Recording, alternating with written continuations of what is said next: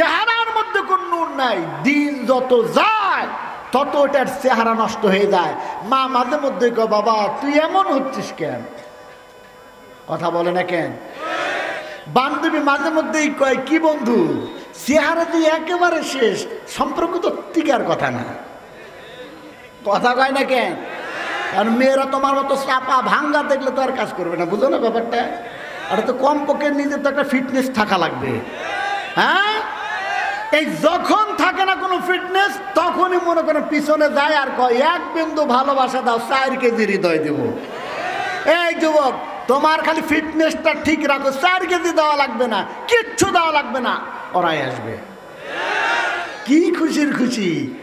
হুজুর আসলে বললে খুশি, তার মানে আসার সুযোগ করে দিতে দেওয়া লাগবে, তাই না? তুমি বসো, আজকে সম্পর্কের 12টা বাজাবো। খারাপ, তুমি তো চিন্তা করতেছো হুজুর কেমনে ভালোবাসা করে বিয়ে করা যায়, একটা মাসলা বের করে দেন। শোনো, মনোযোগ দাও, আজকে আমি ওই কথায় যাব।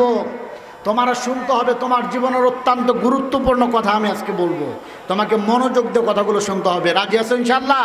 কারা কারা 2 হাত তুলে দেখান। আলহামদুলিল্লাহ, আলহামদুলিল্লাহ। মনোযোগ দেন। তাহলে কয়টা পাপের কথা বলছি? 3টা। 1 নাম্বার, পাপের কারণে আসমান থেকে যে গজব আসবে, ভূমি ধসে যেতে পারে। 2 নাম্বার কি হতে পারে? চেহারার নূর থাকবে না, নূর নষ্ট হয়ে যাবে। দেখবেন যে চাপা টাপা ভাঙ্গে একেবারে একাকার হয়ে গেছে, কি বিশ্রী হাল। আহা। 3 নাম্বার কি হবে? উপর থেকে স্বৈরাচার, জালিম আল্লাহ তাআলা চাপিয়ে দিতে পারে। কথা বলেন না কেন? কথা বলেন না কেন? গত 15 বছরে আমরা নির্যাতিত হয়েছি, তার পিছনে একটা কারণ ছিল আমাদের। সেটা কি জানেন? আমরা মাহফিলে 144 জারি করছিলাম, যাত্রার প্যান্ডেলে পারমিশন ঠিকই ছিল। কথা বলেন না কেন? কথা বলেন না কেন?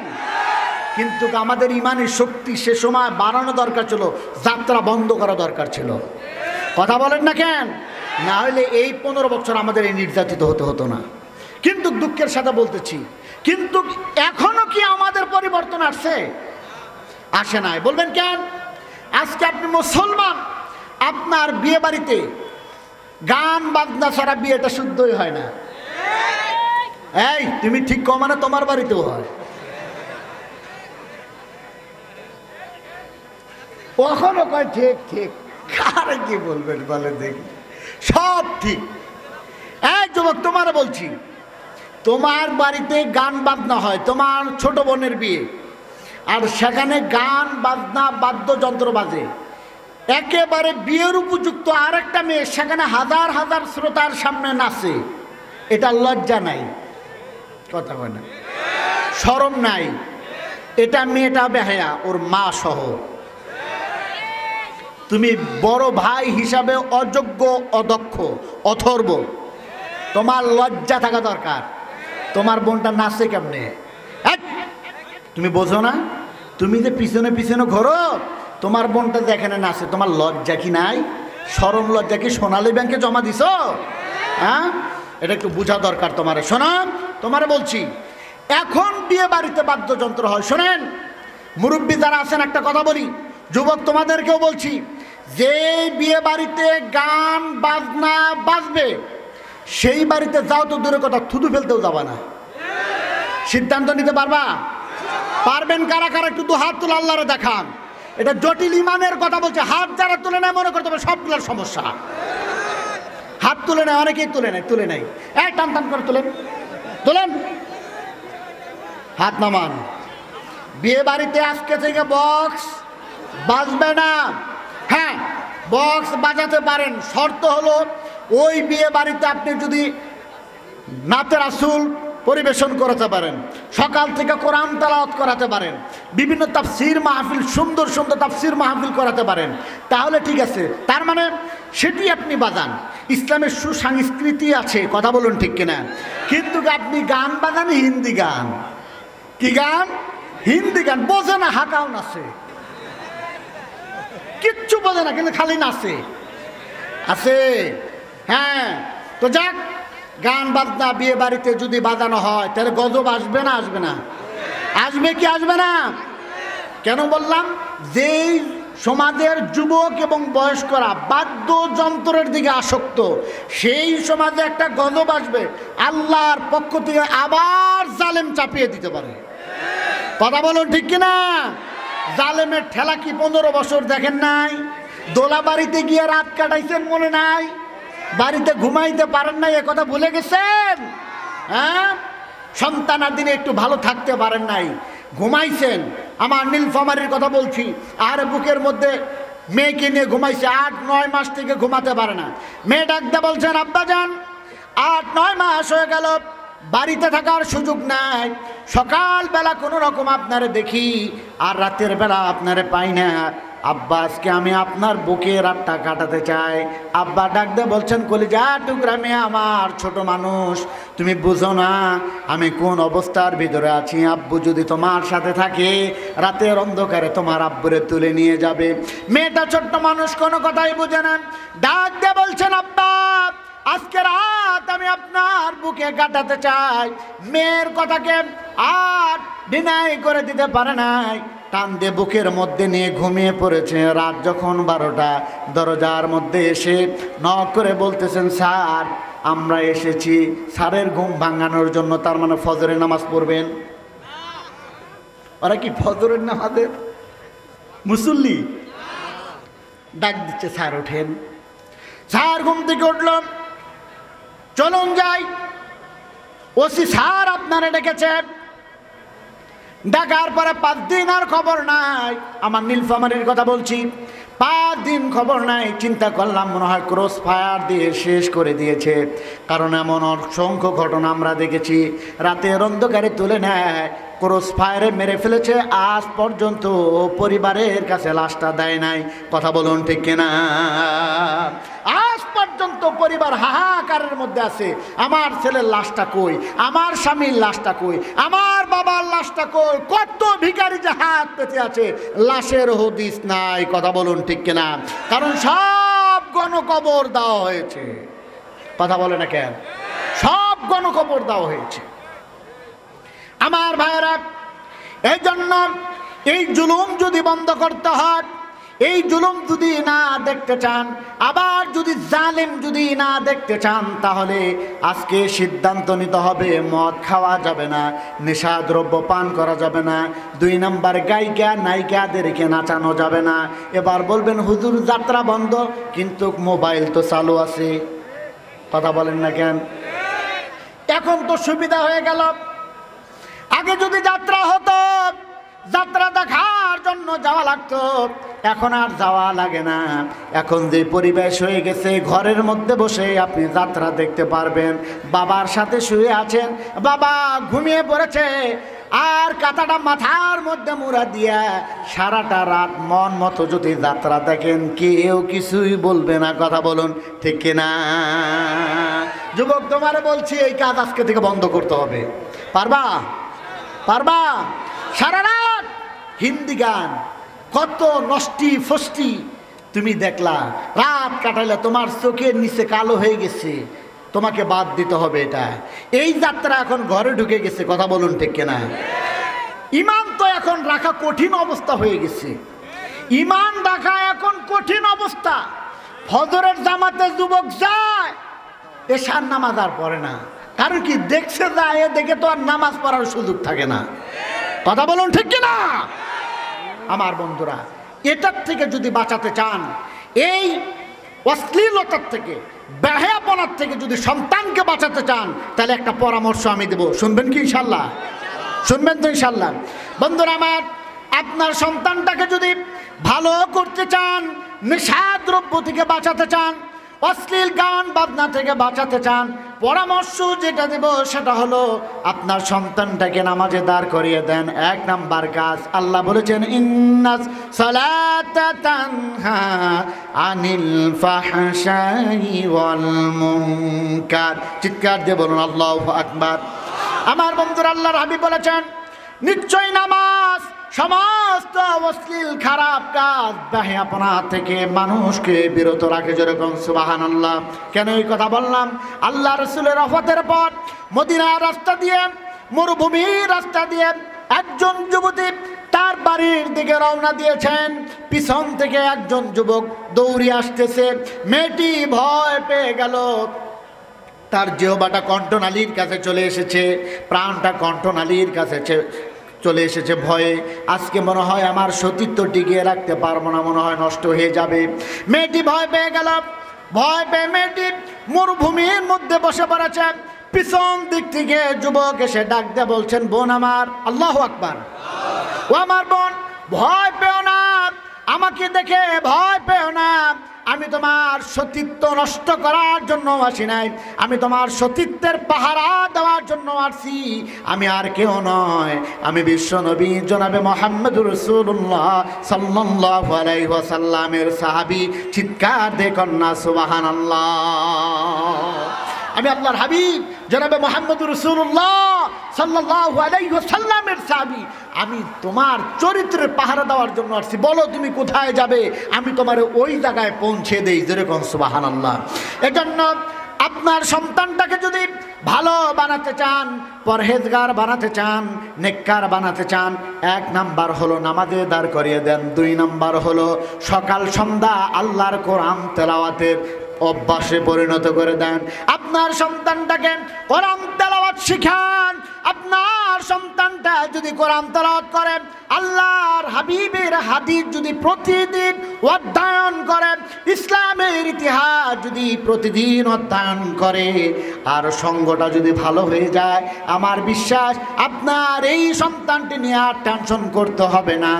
ওটা কলেজে দেন, আর ভার্সিটিতে দেন, আর আমেরিকার বুকেও যদি দেন, ওর সামনে যদি মদ আর ডাল, ইয়াবা, ফেন্সিডিল সারাদিন ওর সামনে থাকে, একটা বার ওর নজরে এগুলো দেখে মনের ভিতরে চাবে না একটুখানি খাই। কথা বলুন ঠিক কিনা? যাদের হৃদয়ে আছে আল্লাহর ভয়, তারা কবু পথে ভুলে যায় না। আল্লাহর প্রেম ছাড়া এই দুনিয়ায় কারো কাছে কোনো কিছু চায় না। রাতের আধারে যারা সিজদাতে রয়, দু চোখের স্রোতে নদী যেন বয়, ছলনার হাত ছানি যতই ডাকুক, পিছনে ফিরে তারা তাকায় না। কথা বলুন ঠিক কিনা? যাদের হৃদয়ে আছে আল্লাহর ভয়, তারা কবু পথে ভুলে যায় না। কথা বলেন ঠিক কিনা? এই জন্য আপনার সন্তানটাকে ভালো যদি করতে চান, তাহলে ওরা নিয়মিত কোরআন তেলাওয়াত শিখান। শুধু তেলাওয়াত নয়, ওরা অর্থ সহ শিখান। কথা বলুন ঠিক কিনা? ও কোরআনুল কারিম পড়বে, দেখেন এই ওয়াজের দরকার হবে না, আপনারও ওয়াজ করতে হবে না, মনোযোগ দেন। ও কোরআন শরীফ পড়বে। কোরআন শরীফ পড়তে পড়তে এক সময় পাবে কোরআনুল কারিমের মধ্যে, ইয়া আইয়ুহাল্লাযীনা আমানু, হে ইমানদারেরা, ইন্নামাল খামরু ওয়াল মাইসির, নিশ্চয়ই তোমরা মদ পান করবা না। ইন্নামাল খামরু ওয়াল মাইসির, খমর, জুয়া, এই কাজ করবা না। ওয়াল আনসাবু ওয়াল আজলামু, তোমরা মূর্তি পূজা করবা না। ভাগ্য নির্ণয় করার জন্য গণকের কাছে যাবা না। এটা নিঃসন্দেহে এটি শয়তানের কাজ। আনসাবু ওয়াল আজলামু রিজসুম মিন আমালিশ শাইতান, ও পড়বে এই কাজটা হলো শয়তানের কাজ। এই কথাটা যদি আপনার ছেলে কোরআন পড়ে আর যদি বসে, আহারে আল্লাহ তাআলা কোরআনুল কারিমের মধ্যে বলছে মদ খাওয়া যাবে না, জুয়া খেলা যাবে না, তারপরে মূর্তি পূজা করা যাবে না, ভাগ্য নির্ণয় করার জন্য গণকের কাছে যাওয়া যাবে না, এটি নাকি শয়তানের কাজ। তারপর আল্লাহ বলছেন সফল হতে চাও, সুবহানাল্লাহ পড়েন না কেন? আরো যেরকম সুবহানাল্লাহ। আল্লাহ তাআলা বলছেন সফল হতে চাও, সম্মানী হতে চাও, মর্যাদাশীল হতে চাও, ফাজিতানিবুহু লাআল্লাকুম তুফলিহুন, তাহলে এই কাজ থেকে তোমরা বিরত থাকো। যেরকম সুবহানাল্লাহ, যেরকম সুবহানাল্লাহ। এইটা হবে তার কোরআন তেলাওয়াত করার লাভ। ও যদি হাদিস পড়া শিখে, যদি হাদিস পড়া শিখে, তাহলে ও শুনবে। আল্লাহ রাসূল বলেছেন কদ হারামাল্লাহু আলাইহিম আল জান্নাহ মুদমিনুল খামর। আল্লাহ রাসূল বলছেন চিরদিনের জন্য এই মানুষদের জন্য জান্নাত হারাম করে দেওয়া হয়েছে যারা নিয়মিত নেশাদ্রব্য পান করে। তাহলে আমাদের ওয়াজের দরকার আছে? জোরে বলুন, ওয়াজের দরকার আছে? ও নিজে নিজে ভালো হয়ে যাবে। বন্ধুরা আমার, মনোযোগ দিয়ে শুনুন। কয় শ্রেণীর মানুষ জান্নাতে যাবে না? এরা সফল হবে না। 1 নাম্বার হলো নেশাদ্রব্য, 2 নাম্বার পিতা মাতার অবাধ্য সন্তান যারা, 2 নাম্বার কি? এই যুবক শোনো, তোমাকে বলছি, লিখে নাও, লিখে নাও। পিতামাতার অবদ্ধ সন্তান জান্নাতে যাবে না। তোমার এত কষ্ট করে লেখাপড়া করাচ্ছে, নিজে একটা ভালো লুঙ্গি পরে না, নিজে একটা ভালো শার্ট পরে না, পাঞ্জাবি পরে না, তোমার প্রতি মাসের কোচিং বিল দিতে দিতে তার জীবন শেষ, তোমার প্রাইভেটের খরচা দিতে জীবন শেষ। এই বোন, তোমারা বলছি, তোমরা একটু বড় হয়ে গেছো, এখন তোমরা দুইজনে ভালোবেসে বিয়ে শাদী করে ফেলছো। এই বিয়ে হারাম। এই বিয়ে কি? জোরে বলেন, এই বিয়ে কি? জীবনে ওই বিয়েতে কল্যাণ আসবে না, জীবনে ওই বিয়েতে কল্যাণ আসবে না যেই বিয়েতে পিতামাতার সন্তুষ্টি থাকবে না। ওই বিয়েতে জীবনের সুখ শান্তি তুমি পাবা না। এই যুবক, লিখে নাও আমার কথাটা, লিখে নাও। ওই বিয়েতে জীবনের শান্তি পাবে না, সুখ পাবে না, সংসারে বারাকা আসবে না, স্বামী স্ত্রীর মোহাব্বত বাড়বে না। বিয়ে করবা ঠিক আছে, 2-4-6 দিন ভালো থাকার পরে সাবার বেদির মতো অবস্থা হবে, কোনো মহাব্বত নাই। এমনও হতে পারে দুইজনরে আবার বাদ। কথা বলেন না কেন? কারণ কি? পিতামাতার সন্তুষ্টি ছিল না এই জায়গায়। কথা বলুন ঠিক কিনা? আল্লাহ নবী বলেন, সম্মানিত যদি হতে চাও, ও যুবক, তোমারা বলছে, আল্লাহ বলেন, ওয়াকাদা রাব্বুকা আল্লা তা'বুদু ইল্লা ইয়াহু ওয়া বিল ওয়ালিদাইনি ইহসানা ইম্মা ইয়াবলুগান্না ইনদাকাল কিবারা আহাদুহুমা আও কিলাহুমা ফালা তাকুল লাহুমা উফফিন ওয়ালা তানহারহুমা ওয়া কুল লাহুমা কাওলান কারীমা। হাত উঁচু করে বলুন আল্লাহু আকবার। আল্লাহ তাআলা বলছেন, বান্দারে, আমার গোলামির পর, আমার দাসত্বের পর, আমার আনুগত্যের পর তোমার মা আর তোমার বাবার সাথে ইহসানমূলক আচরণ করো। তোমার জীবদ্দশায় যদি তোমার মা বাবা বেঁচে থাকে, আহারে তাদের সাথে সম্মানজনক কথা বলো, ধমক দিয়ে কথা বলবা না, চোখ বড় করে কথা বলবা না। এমন আচরণ মার বাবার সাথে করো না যাতে তোমার ব্যবহারে মার বাবার জবান থেকে ও শব্দ বের হয়ে যায়। মনে রাখতে হবে, আল্লাহ নবী বলেন, আল জান্নাতু তাহতা কদামিল উম্মাহাত, জান্নাত মায়ের পায়ের নিচে। শুধু তাই না, আল্লাহর হাবিব বলেছেন, হুমা নারুকা ওয়া জান্নাতুকা, পিতামাতাই তোমার জান্নাত, পিতামাতাই তোমার জাহান্নাম। যুবক, তোমারে বলেছি, আল্লাহ রাসূল বলেছেন, লাকাবু কাউসিন ফিল জান্নাতি খায়রুম মিম্মা তাতলু আলাইহি শামসু ওয়া তাগরুব। জোরকান আল্লাহু আকবার। আল্লাহ নবী বলেন, সূর্য যেই জায়গায় ওঠে আর যেই জায়গায় ডোবে, এর মধ্যে যত সম্পদ আছে, এই পৃথিবীতে যত সম্পদ আছে, সব সম্পদগুলো যদি বিক্রি করে দেওয়া হয়, জান্নাতের এক ধনুক জায়গার দাম হবে না। সেই জান্নাত যদি মায়ের পায়ের নিচে হয়, তাহলে এবার বুঝো সে মায়ের মর্যাদার সম্মান আল্লাহর কাছে কত বেশি। এজন্য মা বাবারে কষ্ট দিয়া প্রেম ভালোবাসা করে বিয়ে শাদী করা যাবে না, বিয়ে করা যাবে না। এই বিয়ের মধ্যে 10 থেকে 15 দিন 6 মাস সম্পর্ক ভালো থাকবে, তারপরে সব নষ্ট হয়ে যাবে। এমনও হতে পারে বউয়ের জন্য মরাও লাগতে পারে। কথা বলুন ঠিক কিনা? এমন হতে পারে যার জন্য মাকে ছেড়েছো, ভাইকে ছেড়েছো, বোনকে ছেড়েছো, সব সম্পর্ক ছিন্ন করে দিয়েছো, একেবারে উড়াল দিয়েছো। এমন হতে পারে যে সেই উড়াল পাখি একদিন তোমার এমন ছাকা দিবে যে পরে আত্মহত্যা ছাড়া আর কোনো উপায় নাই। কথা বলুন ঠিক কিনা? এই জন্য এই কাজ আজকে থেকে করা যাবে, অবৈধ কোনো সম্পর্ক করা যাবে না। সম্মান যদি টিকিয়ে রাখতে চাও, মর্যাদা যদি টিকিয়ে রাখতে চাও, মা বাবার মুখকে উজ্জ্বল করো। তোমার সম্মান, তোমার মর্যাদা গোটা দুনিয়া তোমার পায়ের নিচে ফেলে দিবে আল্লাহ। রাজি আছে তো ইনশাআল্লাহ? রাজি আছে তো ইনশাআল্লাহ? খবরদার মা বাবার সাথে খারাপ আচরণ করা যাবে না। আমার বন্ধুরা, আমি আমার কথাগুলো বলতে চেয়েছিলাম, সময়ের অভাব, কিন্তু আমার বন্ধুরা মনোযোগ দিয়ে শুনতে হবে।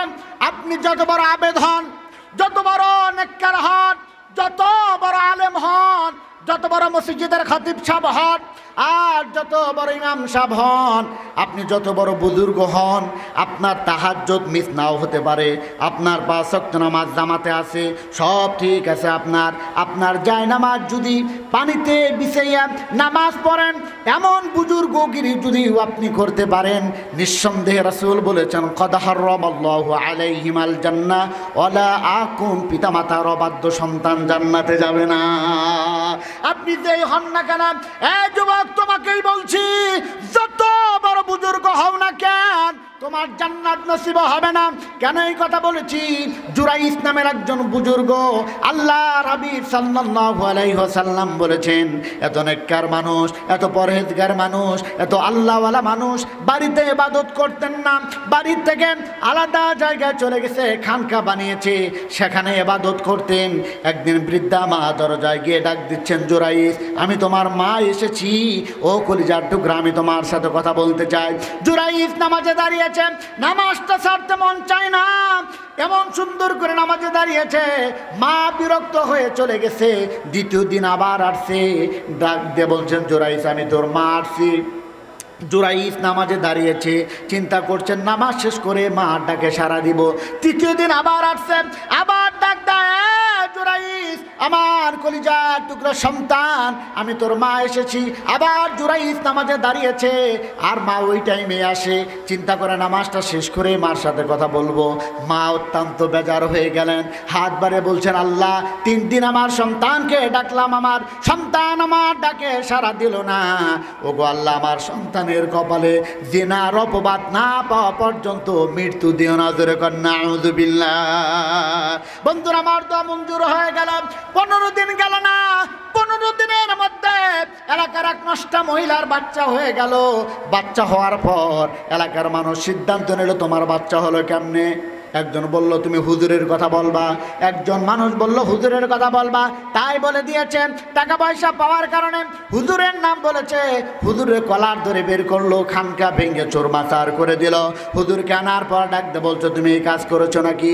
হুজুর ডাকতে বলছে, আল্লাহর কসম, আল্লাহর জাতের কসম, আল্লাহর ইজ্জতের কসম, আমি জেনা করি নাই, আমি ধর্ষণ করি নাই, আমি এই কাজ করতে পারি না। কোরআনের বাকি আল্লামা একই কথা বলছিলেন, কথা বলুন ঠিক কিনা? মায়ের জানা যায় এসে ডাক দে বলছেন, ও জাতির লোকেরা শোনো, আল্লাহর কসম, আল্লাহর জাতের কসম, আল্লাহর ইজ্জতের কসম, 71-এর কোনো কাদা মাটি আমার গায়ে লাগে না। কিন্তু জালেমের বাচ্চা জালেমরা বিশ্বাস করে নাই, কোরআনের পাখিকে দুনিয়ার জমিন থেকে বিদায় করে দিয়েছে, ঠিক কিনা? জুরাইস একই কথা বলেছেন, কিন্তু জালেমরা ছাড়লো না। জুরাইস ডাক দিয়ে বলছেন, আমার একটা সাক্ষী আছে, তোমরা সাক্ষীটা গ্রহণ করো। লোকজন বলল, কে? বলছে, আমার সাক্ষীটা হলো ওই কোলের সন্তান। লোকজন অবাক হয়ে গেল, কেমনে একদিনের শিশু কথা বলে, আমরা সেটাই দেখতে চাই। আপনারাও কি দেখতে চান নাকি? কারা কারা দেখতে চান তো হাত তুলে আল্লাহরে দেখান। 1 নাম্বার, যারা নিয়মিত নেশাদ্রব্য পান করে তারা জান্নাতে যাবে না। 2 নাম্বার, পিতামাতার অবাধ্য সন্তান জান্নাতে যাবে না। 3 নাম্বার হলো, ওই সমস্ত পুরুষ জান্নাতে যাবে না যে বাড়ির কর্তা, অথচ তার নেতৃত্বে তার অধীনস্থ যারা থাকে তারা বেপরদা, এরা জান্নাতে যাবে না। 4 নাম্বার হলো, আর-রাজুলাতু মিনান নিসাই, ওই মেয়েটি, ওই মহিলাটি কোনোদিন জান্নাতে যাবে না যেই মেয়েটি, যেই মহিলাটি পুরুষের পোশাক ধারণ করে, পুরুষের পোশাক পরে। জি, যে এই অবস্থায় থাকে, এই মেয়েটি জান্নাতে যাবে না। ওই মানুষটি জান্নাতে কোনো দিন যাবে না যারা জুয়া খেলে। কি খেলে? জুয়া খেলে। এখন তো আর জুয়া খেলা এইভাবে নাই, এখন ক্যাসিনো শুরু হয়ে গেছে, কথা বলুন ঠিক কিনা? ক্যাসিনোর সাথে সম্পৃক্ত যারা, রাসূল সাল্লাল্লাহু আলাইহি সাল্লাম বলেছেন, লা ইয়াদখুলুল জান্নাতা ওয়ালা কামারুন, এরা কোনোদিন জান্নাতে যাবে না যারা জুয়া খেলে, লটারি করে। লটারিতে যারা একদিন জীবনে লটারি কেটেছেন, আজ জীবন তওবা পড়তে হবে, আজকে তওবা করুন, জীবনে আর লটারির সাথে সম্পৃক্ত থাকবেন না। তারপরে হলো ওয়ালা মান্নানুন, যারা উপকার করে খোটা দেয়, যারা মানুষকে উপকার করে, মানুষকে খোটা দেয়, এরা জান্নাতে যাবে না। তারপরে জান্নাতে তারা যাবে না যারা আত্মীয়তার সম্পর্ককে ছিন্ন করে দেয়, কতিউর রহমি, যারা আত্মীয়তার সম্পর্কে ছিন্ন করে দেয় তারা কোনোদিন জান্নাতে যাবে না। আর সর্বশেষ 8 নম্বরটা হলো যারা জাদু টোনা বিশ্বাস করে তারা কোনোদিন জান্নাতে যাবে না। প্রিয় যুবক ভাইরা আমার, এই কথাগুলোকে আজীবন মনে রাখতে হবে। যদি আপনার সম্মান, আপনার মর্যাদা, আপনার ইজ্জতকে বাড়াতে চান তাহলে এই 8টি কাজের সাথে থাকা যাবে না। আল্লাহ তাআলা আমাদের সকলকেই এই কথাগুলো মানার তৌফিক দান করুন। ওমা আলাইনা ইল্লাল বালাগ। আসসালামু আলাইকুম ওয়া রাহমাতুল্লাহি ওয়া বারাকাতুহু।